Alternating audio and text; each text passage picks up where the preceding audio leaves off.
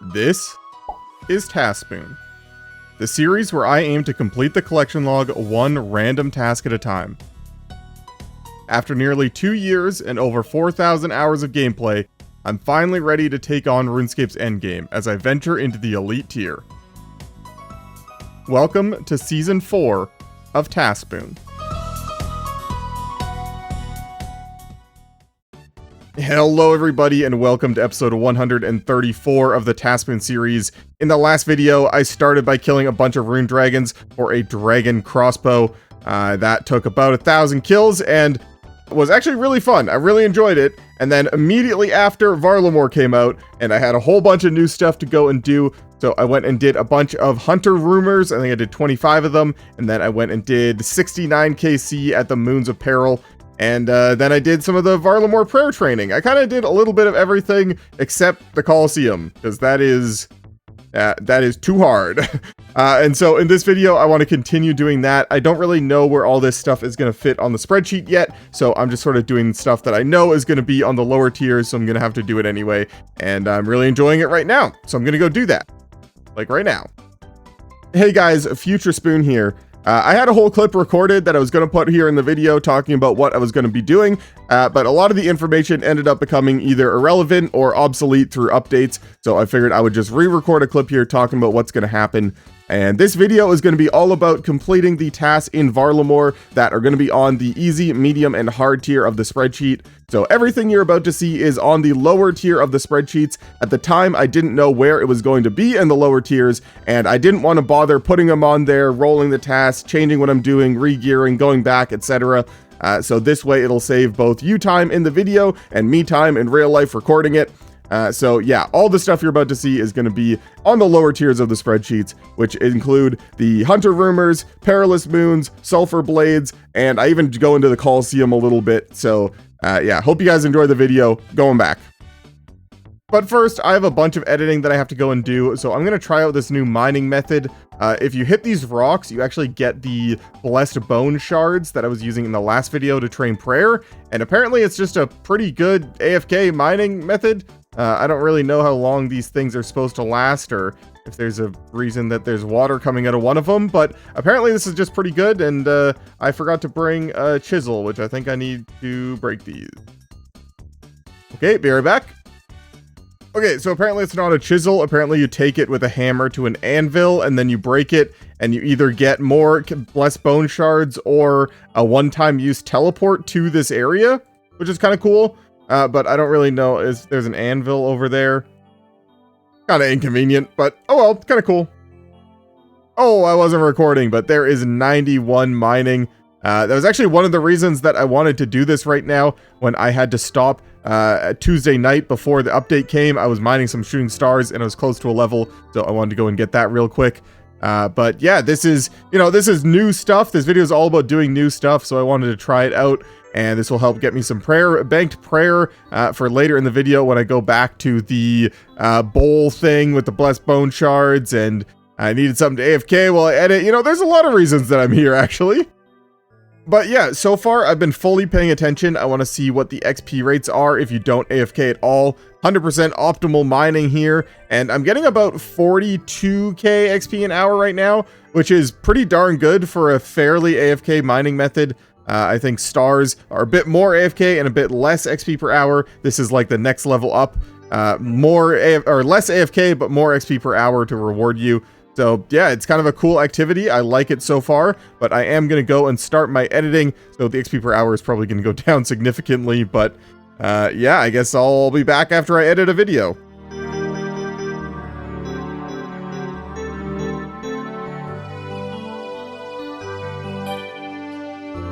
These calcified moths are the one-time teleports that I was talking about. Turns out they are a 1 in 5 chance from these calcified deposits. So as long as you mine like a full inventory, you're more than likely going to get a couple of them when you go and break them. So what I've been doing is just AFKing until I get a full inventory.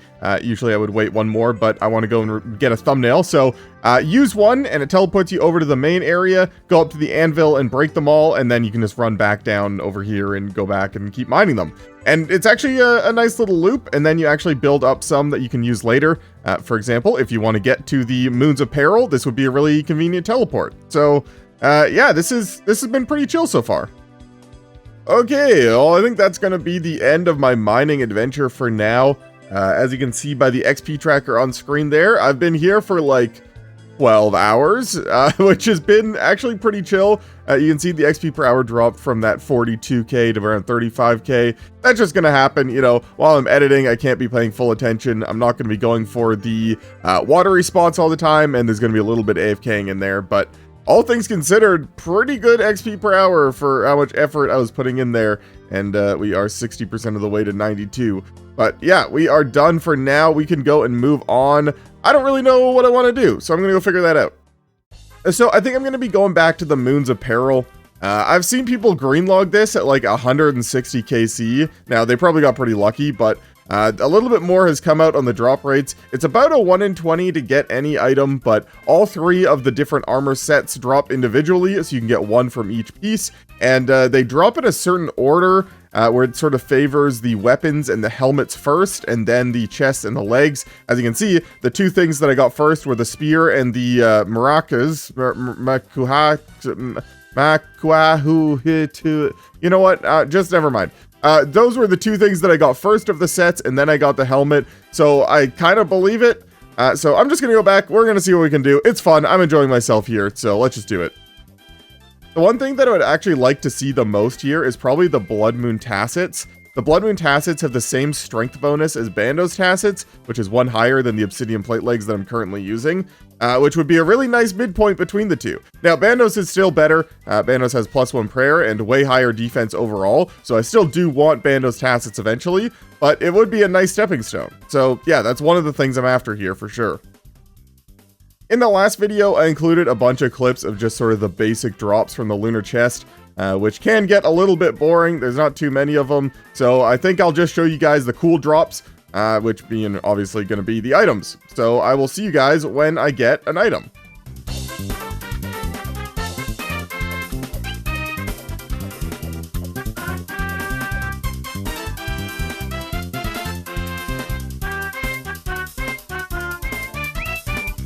Fortunately for me, there's been a RuneLite update since the last video where now the lunar chests actually track on the RuneLite loot tracker. So yeah, even though I won't be showing you all the chests individually, I can still show you all the loot that I've got from this video at the end, which will be very nice. By the way, in case you didn't know this, you can do a bunch of actions while fishing here. For example, you can make potions and you can alch stuff. You can do pretty much everything while you're fishing for these fish. I don't know why, I just thought I'd mention that. You can also align your net to the 3 different parts of the stream to catch the fish better. I know a lot of people don't know this because there's like no visual indicator that these click boxes are even here, but yeah, there is 3 boxes there you can click on. So there's a couple little tips for you there. So the longer this Moons of Peril thing has been out, the more screenshots I've seen of other people's collection logs. And I've seen people green log this at like 130 KC. So yeah, I think I am going to commit some time to doing this just because it would be cool. But also, I'm having a lot of fun here. I don't know what it is about Darox here, but it's just so easy. Like, there's no gear switching. I don't even have a spec weapon because it's just not worth it because I don't have that much strength bonus. I don't know. It's just so much fun. I'm just slapping the big guys with the large axe. And in case you were wondering, so far this video, I've done 19 chests. So 1 more and we'll hit the drop rate for the video. Hopefully we can actually get an item. Yo! Let's go on the 20th chest, just like I called. What the heck? Cool. First piece of Eclipse Moon and I got the Tassets. That's interesting. Maybe my theory of dropping Tassets last wasn't true? I don't know, but that's cool. Hog. I was actually planning on taking a little bit of a break after the 20th chest, but you know I gotta go for the back-to-back. Okay, well, that's fair enough. I think I'm gonna go and do some Hunter Rumors. Currently, I've done 25 Hunter Rumors with 2 Huntsman's kits to show for it. I would like to have at least 50 done by the end of the video, hopefully getting at least 1, maybe 2 of the Guild Hunter pieces, as well as I would like to get a better whistle blueprint. I don't know how many there are, but this basic one kind of sucks. Only having 5 teleports is annoying. And I would like to get to 91 Hunter to be able to do the highest level rumors, as well as access the guys, I forget what they're called, the Moonlight Antelopes or something, I don't know where they are. But yeah, those are sort of my two objectives for the video, so I'm just gonna go and start. As much as I like the Hunter rumors, I'm getting a little bit sick of the RNG factor of them. I would so much prefer that it said, like, go hunt a certain number of creatures instead of try and get a random drop from them. Because, like, I just did a task, a Swamp Lizard rumor, where I got it on the very first lizard, and now I got an Ember-tailed Jerboa task, and I'm 123 in with no sign of the thing. I don't know, it just makes it feel a little bit bad. Like I said, I love the idea, I just think it was implemented a little bit poorly. I think the consistency of having to hunt a certain number and knowing how many you need to hunt before you go would be nice, instead of just sort of hoping for RNG while doing Hunter. It just feels a little weird.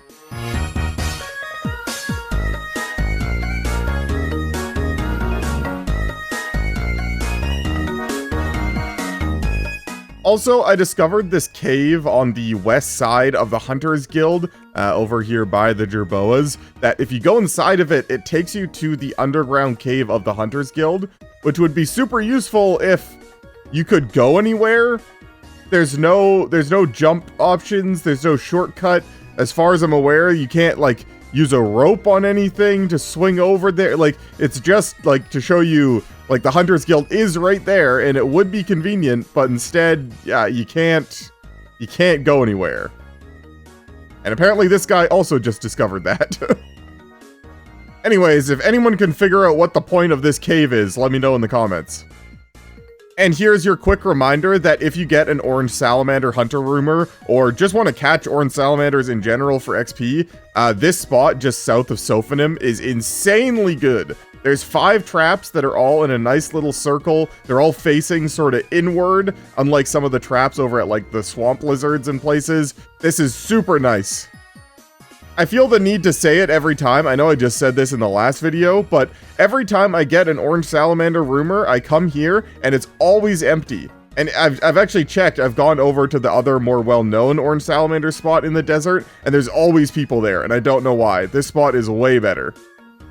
So I just recently got my first rumor to go and hunt Sunfire Antelopes, which let me upgrade my meat pouch from a small to a large one, because you need the Sunfire Antelope hides, and for some reason I just decided I was only going to do it once I got the rumor, because it was kind of out of the way to go and do it. But I now officially have a large meat pouch, which means I can store 28 of the hunter meats in it. And as I was doing that, I looked up on the wiki what the large meat pouch was, just for some other reason. And I noticed that people have now theory crafted a way to bring in a bunch of food into an area. If you bring a large meat pouch filled with moonlight antelope meat, a log basket for a bunch of logs, a tinderbox, and a cooking skill cape so you don't burn any food, 4 inventory slots can give you, and I'm reading it off the wiki here, 728 hit points worth of food, which is the equivalent of 11.3 Sarah brews in 4 inventory slots. Now, there is a little caveat. You need to be able to light a fire in the area that you're in, and some places you can't do that, but that's actually really interesting. 4 inventory slots for 11.5-ish brews worth of healing is pretty cool, not gonna lie.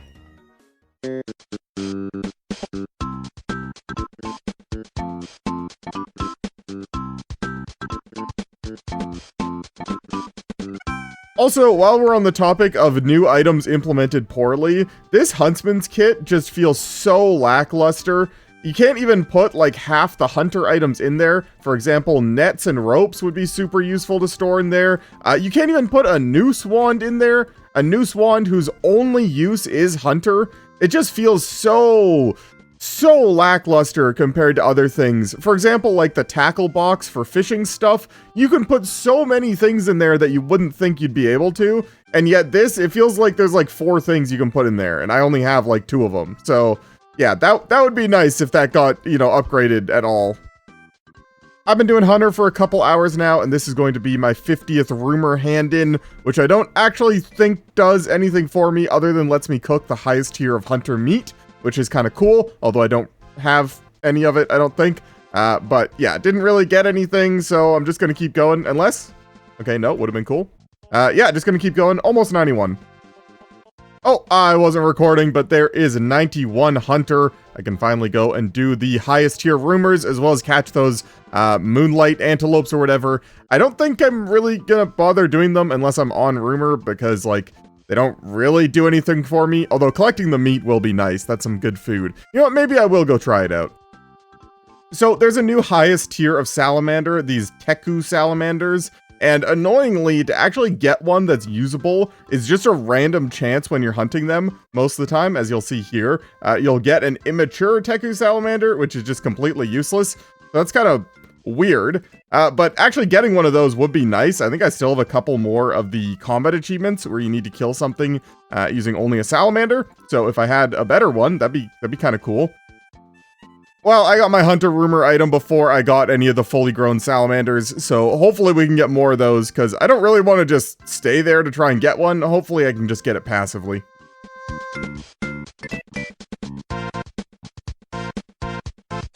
Yo! Guild Hunter headwear, let's go!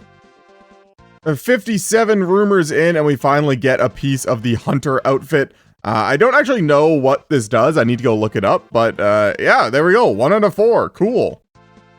Apparently, each piece of the Guild Hunter outfit increases your catch rate of all Hunter monsters and your % chance to get the rare piece from the Hunter Rumors. So just having any pieces is going to make everything faster, which is really nice. I believe it goes up to 2.5% increased catch rate and a 5% increased chance at getting the rare item. So it's not a huge deal, but, you know, it's useful, and, well, I need the collection log slots. So, yeah, 1 out of 4. Cool.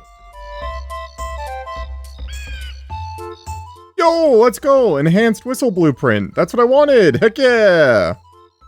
Unfortunately, the whistle blueprints aren't on the collection log, which I don't know why. I feel like they probably should be or could be, but yeah, I can craft this, go to an enhanced whistle, which I don't know how many charges this can hold. I'm gonna go check. Okay, nice, 20 charges. That is so much better than the 5 it starts out at. That is very nice. That was on rumor number 71. I think I could have gotten it at 100 just from talking to the guy, but that's nice to get it early. And I just want to give an update. I have all the Quetzal feed to make all the landing sites now, so I'll probably go and do that later. But yeah, for now, we continue. So I wanted to test something real quick. For context, if you're ever fishing dark crabs in the wilderness with a fish barrel and you die, you keep all the dark crabs that are in your fish barrel, as well as the barrel itself. So I wanted to try, and I have someone here to help me, I wanted to try seeing if you're hunting black chins in the wilderness, and then you put them into your huntsman's kit, for some reason the black chins themselves can go into the kit, I think, and this is why I have someone here to help test, I think you get to keep them. Which would be insane. That's so good! So now if you're hunting black chins, you just bring a huntsman's kit and you can't lose any of them. That's crazy! I'm not sure if that's an intended interaction. I really hope it is. That's actually like the first good use for the huntsman's kit, considering you can't store like half the things I would want to store in there. And for some reason you can with black chins. So it feels intentional, but yeah, I'm not sure about that one. I really hope they keep that in the game because that is awesome. Also, while I'm here taking a little bit of a break, I'm going to go around and build all of the unbuilt landing sites for the Quetzal transportation system. Might as well, now that I have the Quetzal feed, it'll only take like 2 minutes. Alright, and there is the last of the landing sites built. Full access to the transportation system, at least for now. I assume there's going to be more on these other parts once they get released. Obviously, they are not in the game yet, as you can see on the map. But yeah, there we go. Cool. Back to Hunter. By the way, on the topic of updates that I think Jagex should do, now that there are Hunter rumors to come and catch just a few of these dashing kebits, it'd be really nice to have a right-click get bird option on Matthias here, just because going through this dialogue every time is annoying, especially when you go and catch like 2 kebits and you get the fur. Anyway. Oh, and by 2 kebits, I actually meant 1. Oops. Yo, let's go! Guild Hunter top, heck yeah! A nice little upgrade coming in there. 88 rumors in, Guild Hunter top, 2 out of the 4 pieces, very nice. Yo, let's go! Perfected Quetzal Whistle, heck yeah!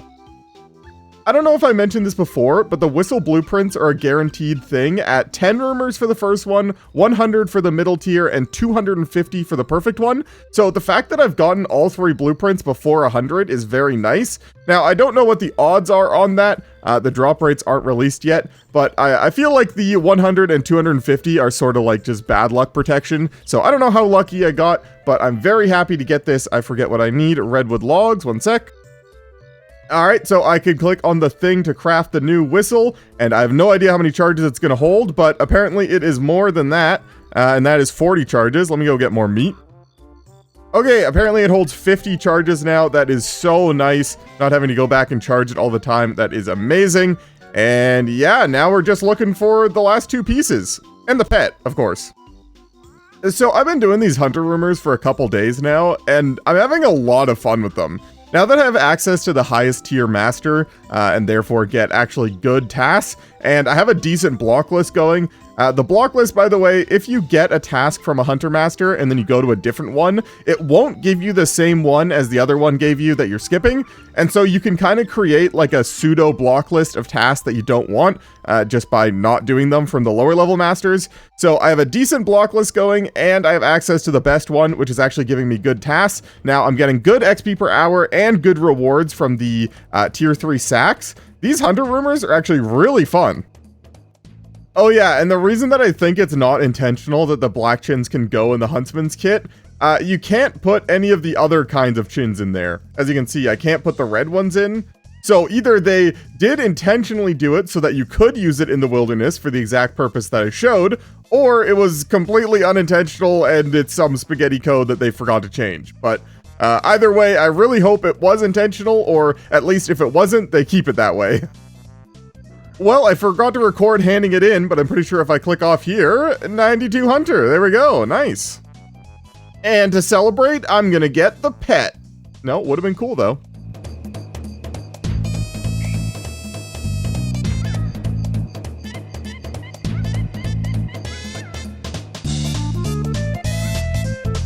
Oh, that was rumor number 100. Unfortunately, I already have the whistle blueprint, so it doesn't do anything, but cool milestone. Yo, I wasn't recording, so I was eating my dinner, but there we go, Guild Hunter legs, let's go.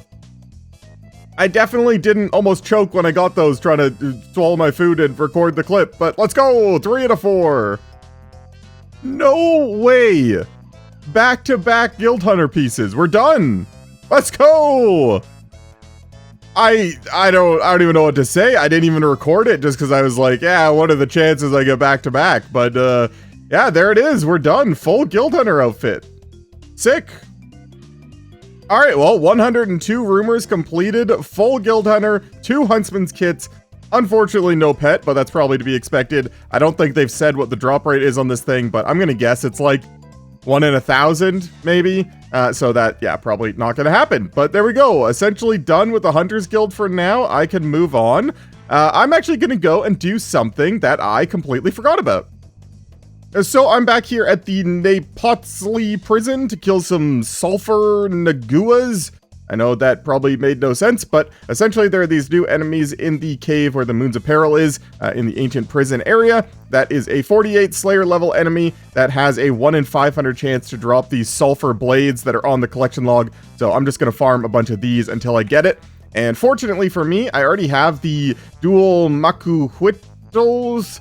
God, I hate some of the names they chose, but I already have the new weapon that does the double hit splat, and because these enemies are weird, they have, quote, -2 armor, so all successful hits deal 2 extra damage, so these things that hit twice are going to have 2 chances to deal 2 extra damage, so I believe they are actually the best in slot item for killing these things. So I'm going to go get started. I'm going to try and find a world with less people, and then we'll just start killing them.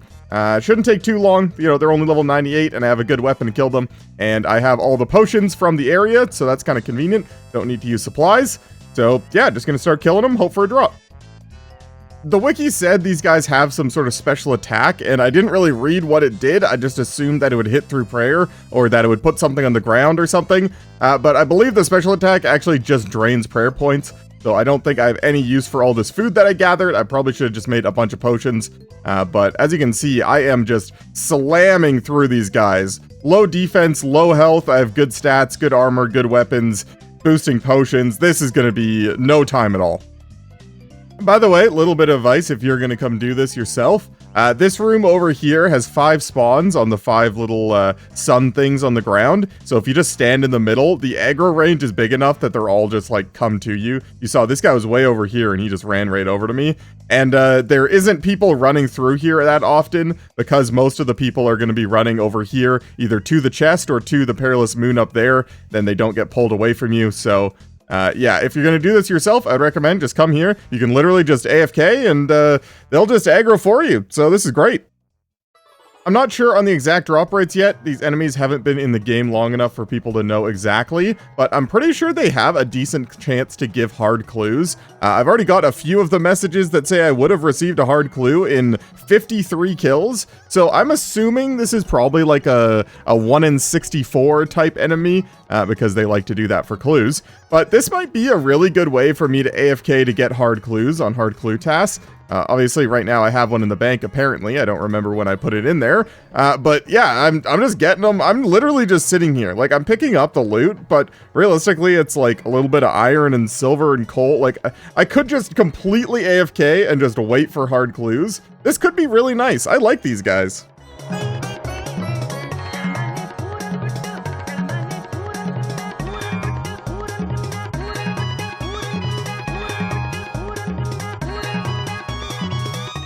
Oh, we're done. Let's go. Like I said before, I didn't expect that to take very long, but I also did get pretty lucky. 123 KC for a 1 in 500-ish item, I think is what people are saying. So that is nice. Didn't have to stay there too long. Although, like I said, it was pretty chill. I wouldn't mind going back there for hard clues. But yeah, I also got 12 of this sulfurous essence, which I will go show you what it does. So this sulfurous essence is a 1 in 32 drop chance. It drops 6 to 10 at a time. So I got 2 drops of 6 here, and you can take it to Yatlali. Sorry, I'm still terrible with these names, but you can hand it into him, and he will give you runecrafting XP. Specifically 50 runecrafting XP per essence. So there's 600 free runecrafting XP. So if I do end up farming those for hard clues, I'll just passively be getting runecrafting XP as well, which is kind of neat. I also learned you can talk to this guy and you can give him duplicate items, or I guess they don't even have to be duplicates, but you can give him the Moons of Peril items and they have a chance to get you get like a new drop on the, or a new roll on the drop table. I don't really know how that works either, but yeah, if you ever get any dupes of those, you can trade them in here and potentially get different items, which is kind of cool. But yeah, moving on. Oh yeah, by the way, these Sulpher Blades will probably also be somewhere on the medium, maybe hard tier. They are essentially similar to the ones that I already have, except for just, like, worse in every way. You can see the stats, they're just not as good. But they are a slash weapon instead of a crush weapon, so maybe they have some applications, but probably not for me. They're going in the bank. I've got 3 things left I want to do in this video, and one of them is mess around a little bit here at the Fortis Colosseum.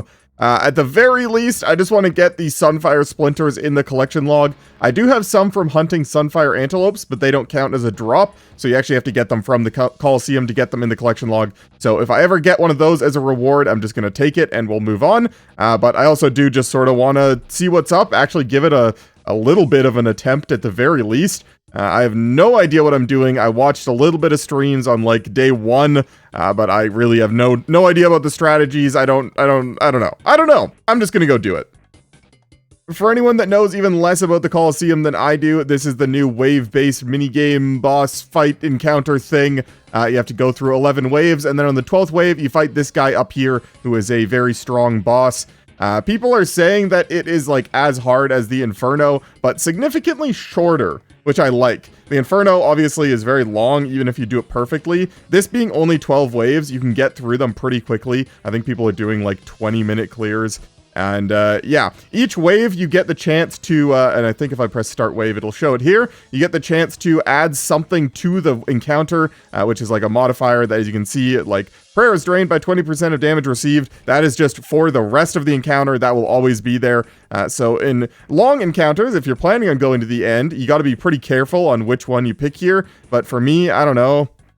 I'll figure it out. And as you can see, it shows you the reward if you complete the wave, which is the Sunfire Splinters, which is exactly what I'm after. I'm pretty sure it's always 100 Sunfire Splinters for round 1, which is how people have been farming them. You just go in, beat the first wave, take the reward, and leave, and you get 100 Splinters every time. But if you go farther, you get different rewards here, and you can see what your next wave reward will be, and then you can choose to claim it and leave early, or choose to continue by adding a new thing. So yeah, that's essentially how it works. I'm going to try it. We'll see what happens.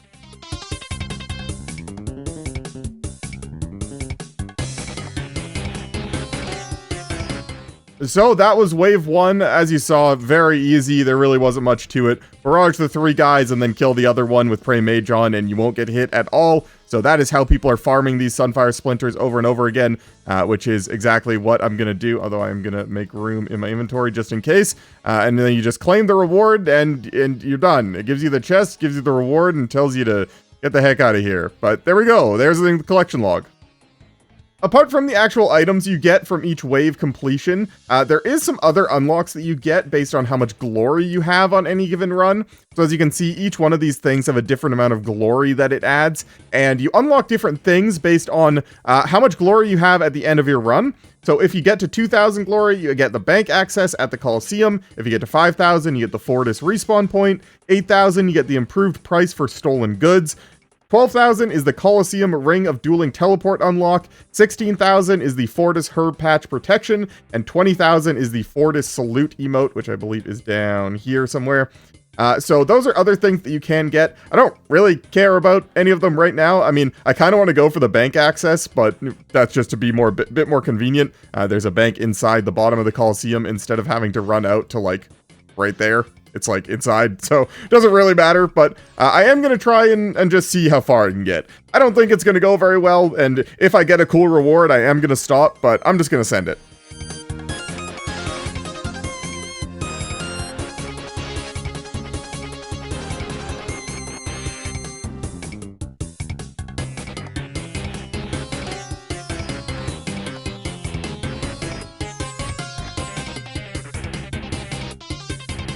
I don't know. I don't know what happened there. I don't want to talk about it. But I made it far enough that I got access to the bank, and that was my only objective. So I will count that as a success, and we will move on to anything else. I got the mining pet. I was AFKing. I was watching a Canucks game, and I got the rock golem. That's pretty cool. What the? I didn't even notice. I was in Discord, I was watching the Canucks game, talking to some friends, and one of my friends was like, oh hey, nice rock golem. So that's pretty cool. First ever rock golem. I've never had that pet before. I don't even know what to say, man. That's crazy. It's actually so funny. I don't know why I thought this, but as I was walking over here to do some AFKing, I remember thinking, I wonder what the rate of the pet is at this thing, or if you can even get it from this thing. And then I got it like 30 minutes later. I cannot believe this. This is insane. Okay, so I just looked it up, and it actually does say the official rate according to Mod Ash on Twitter, and it is the same rate as an Iron Rock. 1 in 741,600. This little guy right here. So I went over and collected a single blue-right ore so I could recolor my rock golem, because I think this color looks way better. And unfortunately for him, you already know what's going on. He's going in the house for the rest of his days, but man, he looks so good. Anyways, that was a nice surprise, but we are going back to the Moons of Peril. I'm actually like 51k away from 92 mining, which was one of my longer term goals, but we will get that soon enough. For now, I want to go hit the guys, and I actually have a slightly new strategy, although it's essentially the same thing, just gonna be using Darox and slapping the guys, so yeah, let's just go do it. So yeah, so far my Moons of Peril luck has been pretty average. 4 items in 90 KC, nothing to complain about, but definitely not as spooned as the last couple items, that's for sure. So hopefully we continue that and get a little bit lucky here. And yeah, pretty much doing the same thing. I'm going to be using Darox. The only difference is I'm going to make more potions because I don't plan on eating pretty much any food with this new method. What I'm going to be doing instead is just camping Redemption because of the way the bosses do their hits. It sort of does like 2 smaller hits and then a bigger hit. And so as long as you have enough health to live the bigger hit, if the smaller hit procs your Redemption, then you're kind of like safe completely. So I'm just going to try it out. I've seen a couple people doing this. I don't really know how it's going to work, but yeah, apparently the new method is just stack potions, camp Redemption, and hit them with the axe.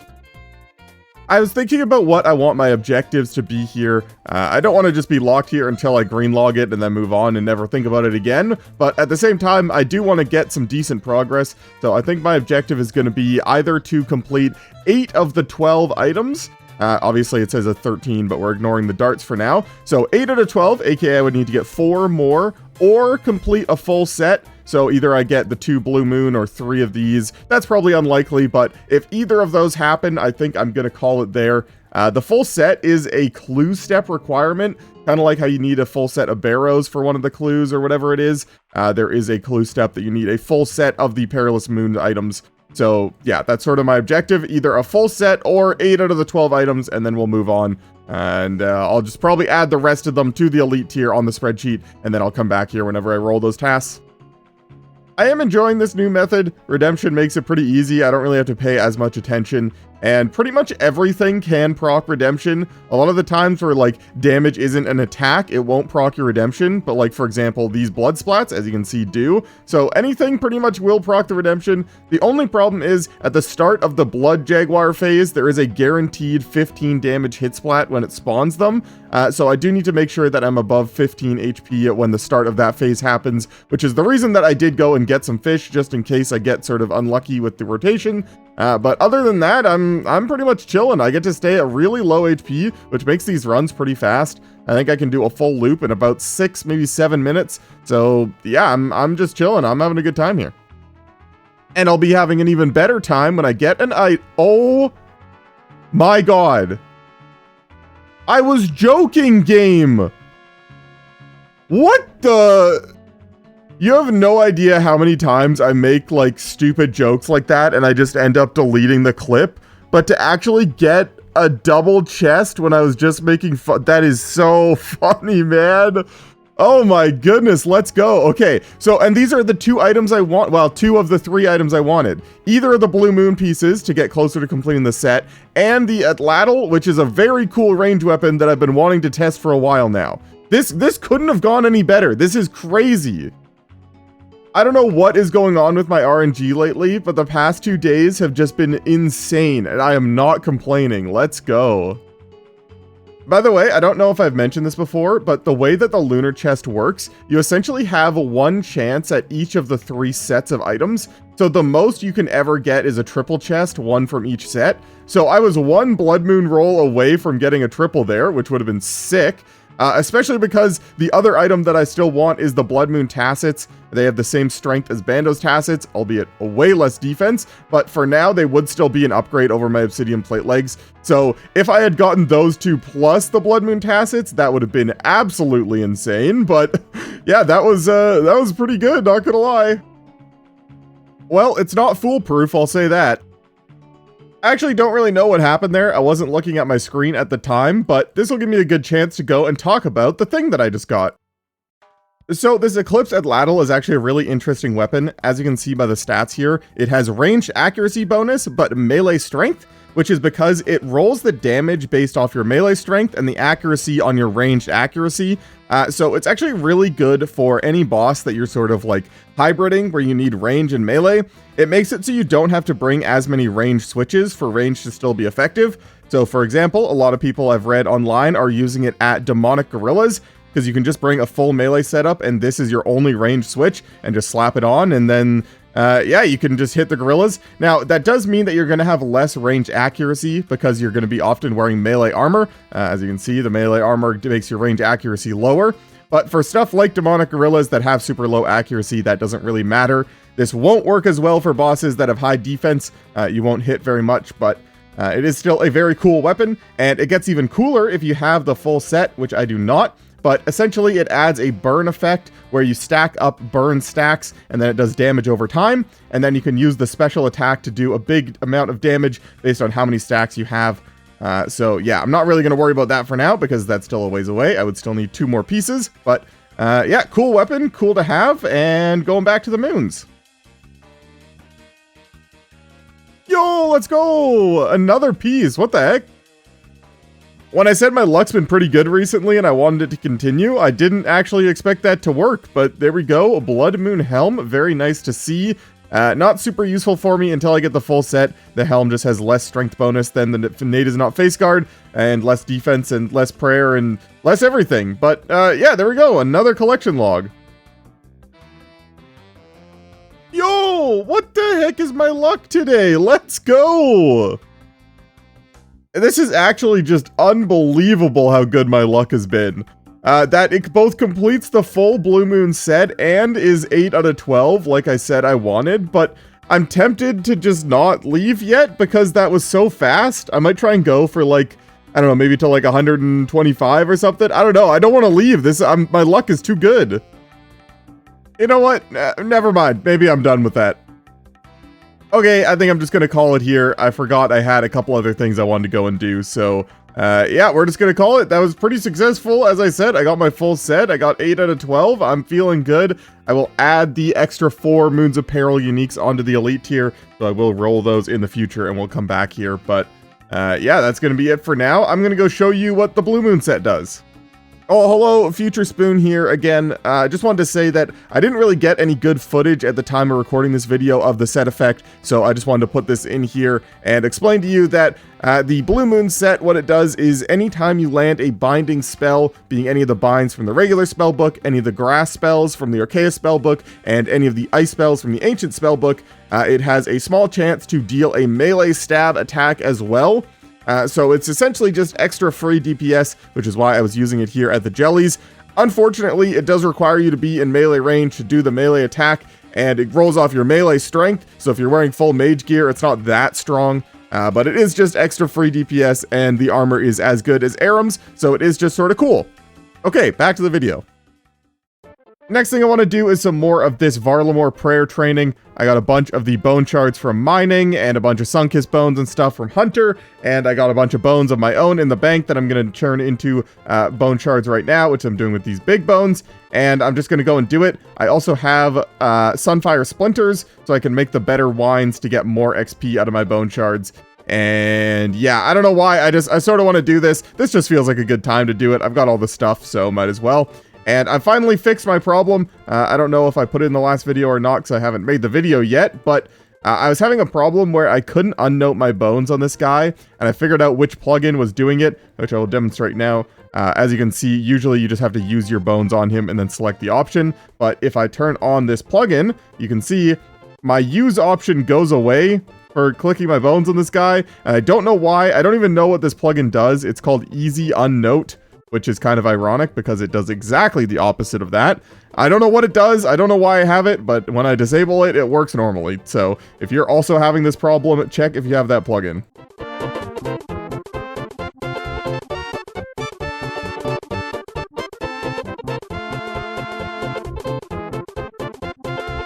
So I was contemplating if I wanted to use my dragon bones on this. I had 2,000 dragon bones in the bank from, well, the 1,000 rune dragons that I killed recently, and I guess I had 1,000 from something else, probably Vorkath and stuff like that. But I was debating if I wanted to use them here or if I wanted to save them for the Chaos Altar in the Wilderness. And I remembered how annoying and painful it was to do the Wilderness Prayer and how many times I died and bones I lost, and it's just... you know, it's just annoying, and then I looked it up, and it turns out that using the bones on this prayer method is actually only slightly worse, and is completely safe, and I won't lose any, and is more AFK, and is easier in my opinion. So, yeah, I'm just gonna do it. I'm gonna do all these 2,000 dragon bones into bone shards. We'll see how many I get, and then we'll go and do it.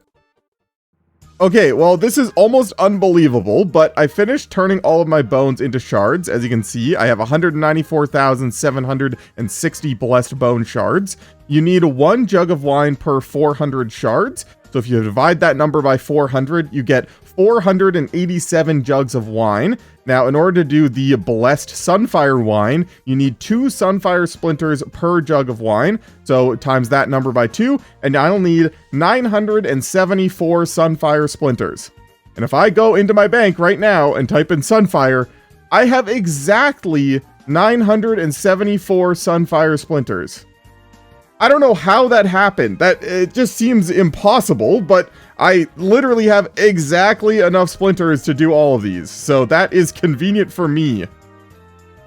Okay, so the plan here, I'm going to withdraw a full inventory of wines with my Sunfire Splinters, Pestle and Mortar, Blessed Bone Shards, and Teleport in my inventory. I can take the bird over to the Tiamat and come over here, make all my wines, bless them, and then go and get my prayer experience, and repeat until I'm done all 194,000 of these. Unfortunately, you can't unnote wines on the guy over there. Apparently that would just be too easy, but yeah, this is it. I'm just going to be spam clicking here. This is the fun part where I actually get my experience. 600 per click. Because I'm using the Sunfire Wine, I get 6 XP per shard. So yeah, this is it. I'm going to do this, see how far I get.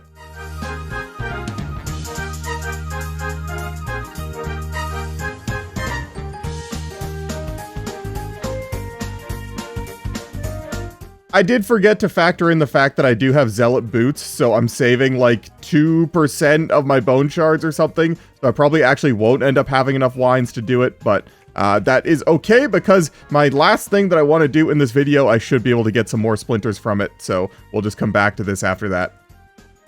I'm actually really enjoying this prayer training method. The fact that you can like AFK to take a break if you want instead of spam clicking is super nice. Prayer is usually very click intensive, and there is 91 prayer. And I am going to have enough bone shards to get to 92, which was sort of my objective, so that's nice. I decided just to not do any math and figure it out when I got the level, and there it is. Yeah, cool. And I think, in case you were curious, if you're paying full attention, my estimate for this prayer training method is like 1.5 mil an hour, but that doesn't include the time of actually making the bone shards. That's just assuming that you already have them. So for an Iron Man, it's going to be a lot longer, but I believe you can just buy these bone shards. So if you did that, it's about 1.4, 1.5 mil an hour if you're paying full attention, which is really good. So yeah, cool. And here it is, 92 prayer, my goal, halfway to 99. That is so sad to say out loud, considering I used like all of my bank prayer experience to get here, but yeah, there we go. I'm just going to finish off the rest of these shards, and then we'll move on to the last thing that I haven't said yet. You didn't really think that's all I was going to do at the Colosseum, did you? One attempt? Yeah, right. Now, I know I'm not delusional, I know I'm not going to get very far, but I would love to try and maybe see if I could possibly get one of the uniques. Oh, Grat 79. I know that you can get them at like wave 6, I think people have said, so it is possible that I see one, and at the very least, hopefully I can get some more Sunfire Splinters. But yeah, I just want to mess around in here. I know I'm not going to get very far. I don't have a Sarah Godsword, and I don't have an Eldritch, so it's really hard to sustain the prayer points and the health, considering I am limited by my supplies, but I'm just going to go for it. I'm going to try. Because I don't actually plan on killing the final boss, most people end up bringing mostly Mage and Melee. Mage for most of the waves with like a Shadow, and then Melee for the final boss. But because I'm not doing that, I'm just bringing Mage in range. Mage to kill the 3 guys at the beginning and to heal myself with Blood Barrage, and then range to kill pretty much everything else, focusing a little bit more on prayer this time. And yeah, I think that's it. I'm just going to go for it, see what happens.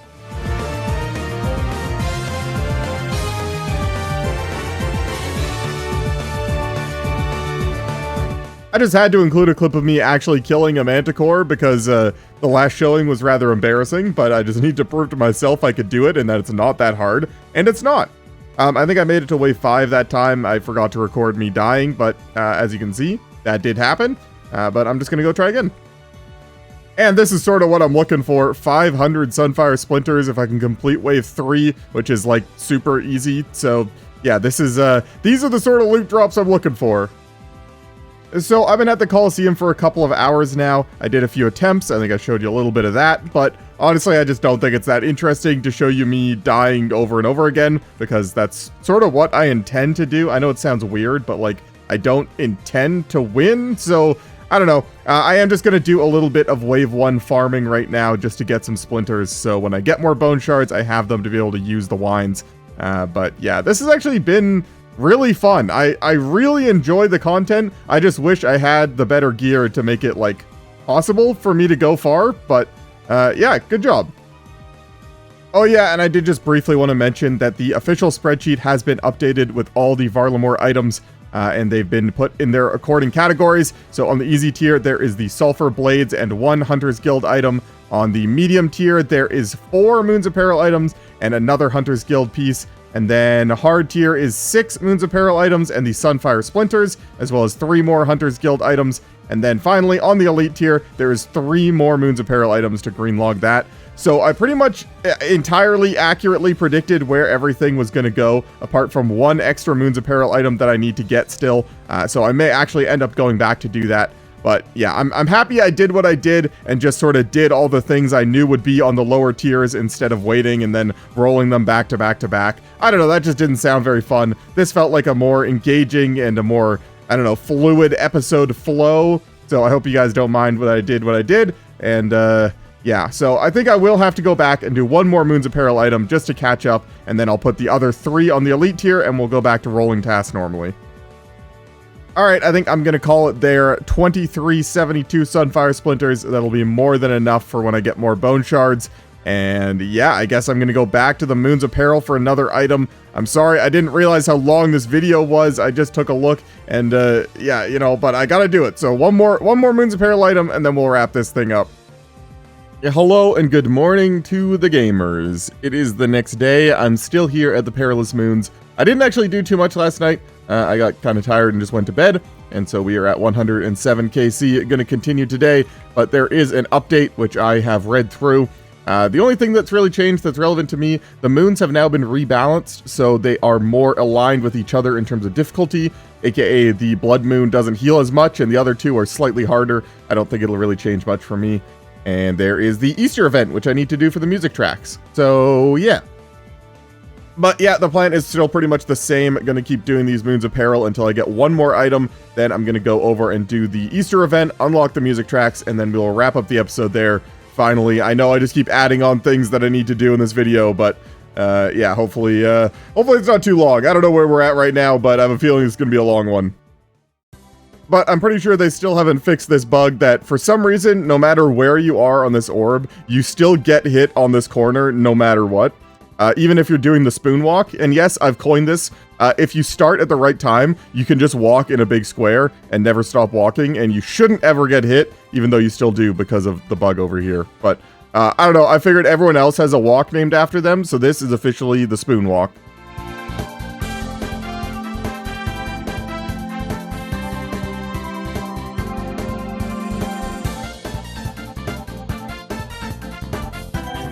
Yo, let's go! Blood Moon chest plate. Unfortunately, that doesn't really do any good for me until I have the full set. I think the full set actually makes the dual Macarena things really strong. It makes it so they have a chance to attack 1 tick faster, so that's just more DPS. But other than that, it's not very good. It is essentially like a worse Bando's chest plate. It's better than a fighter torso, so if you're in the mid game, this could be really useful. But for me, already having a BCP, not super useful for me. But yeah, there we go. Finally, we are all caught up on the spreadsheet. Let's go. Also, I did actually go and look for the first time, and the clue emote step that I was talking about is specifically the Blue Moon set. So I'm very happy that I finished that one first, because now I can actually do that clue. But I still can't do the other one. They changed the emote requirement to no longer need the Fortis salute, because that is locked behind a very far, if not completion, of the Colosseum. But you still do need the full Sunfire set for that one, which I'm not going to have for a very long time. So that clue is going to be an instant drop, but at least now we can do the Blue Moon one, which is nice. And yeah, I'm going to go run over and do the Easter event real quick, and then we'll wrap up this video. Alright, there we go. There's the end of the Easter event. Yeah, I never really cared for these events before. I don't know. I've never really gone for the trim music cape, and I don't really care about the cosmetic things, but Yeah, there it is. All music tracks in the game unlocked. That is sick. And I can finally go and trim my music cape. There we go. Quest point, achievement diary, and music cape all trimmed. Never had these before, so that is pretty cool. It doesn't actually do anything for me other than give the extra prayer bonus on the cape, which I don't really care about, but yeah, that's just a big accomplishment. I'm actually, that's pretty cool. I'm pretty proud of myself for that. So that's gonna do it for this video. I hope you guys enjoyed watching as much as I did playing, and if you did, maybe consider hitting the like button and checking if you're subscribed, as those are the two best ways to help my videos with the YouTube algorithm. But yeah, I had a lot of fun the first week of Varlamore. I think they did a really good job with a lot of the stuff in part 1, and clearly they're interested in fine-tuning and rebalancing some stuff, whether it's the rewards or the difficulties, so feel free to give them your feedback. I know they're asking for a lot of it online right now, so yeah, but I think they did a great job. I'm really excited for part 2, and I'm more excited to get back to the spreadsheet. We're finally done with all the new easy, medium, and hard tasks. We can get back to the elite tier, and first thing next video, we're going to roll a new task and see what we're doing, but for now, that's going to do it from me. I will see you guys in the next video. I want to give a big thank you to all of my channel members, but a special thank you to my tier 3 Big Spoon channel members, Alchemist BTW, Jack Staumer, Zach Martin, Luxitaire, Tony Adkins, Dolph, and Fading Shadow. And if you want to see your name here in the credits for the rest of the season, consider becoming a channel member. The lowest tier is only $2 a month, and it really helps me out. Thank you.